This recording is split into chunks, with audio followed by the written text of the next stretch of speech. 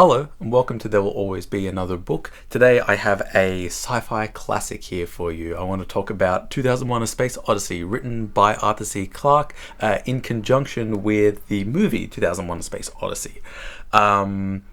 This book is a 4 out of 4 stars, very good, and I enjoyed every minute of it.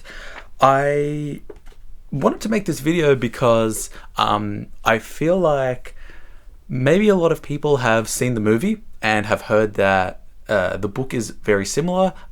People maybe don't know that the book exists, and if they know that the book exists, they probably don't know that it was written at exactly the same time. Like it was written in conjunction with the book, and in that regard, the book is super interesting because of how similar it is to the movie, and also some of the little differences that Arthur C. Clarke added or changed that I really enjoyed. For anyone who reads the book, you'll probably know, spoilers by the way, for anyone who reads the book, you'll probably know, or the two standout things is that the book has a longer beginning.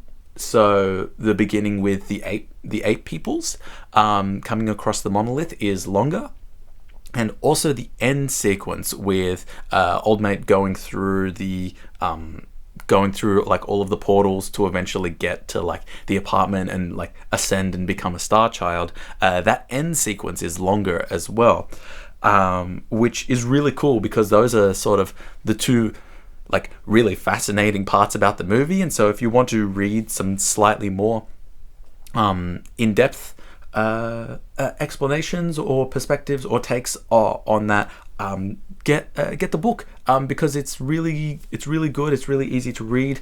I also recommend, if you can, I'm just trying to find, try to get this edition, this 50th anniversary edition, because there is a foreword in it. I don't know if this same foreword is in other books, but there's a foreword by Arthur C. Clarke that was where he talks about meeting Stanley Kubrick and getting sort of introduced to each other, meeting up for lunch and chatting ideas. And there's one page on page, I guess, 14, where Arthur C. Clarke shares like a diary entry that he had from that time, from 1964, and he's talking about just some of the things that Stanley Kubrick was saying. So June the 2nd, averaging 1,000 or 2,000 words a day, Stanley says, "We've got a bestseller here." July 11th, joined Stanley to discuss plot development, but spent almost all the time arguing about Cantor's transfinite groups. I decide that he is a latent mathematical genius. July 12th, now have everything except the plot. And then November 28th, phoned Isaac Asimov to discuss the biochemistry of turning vegetarians into carnivores, and some other cool stuff that I've left out for you. That foreword was really fun to read.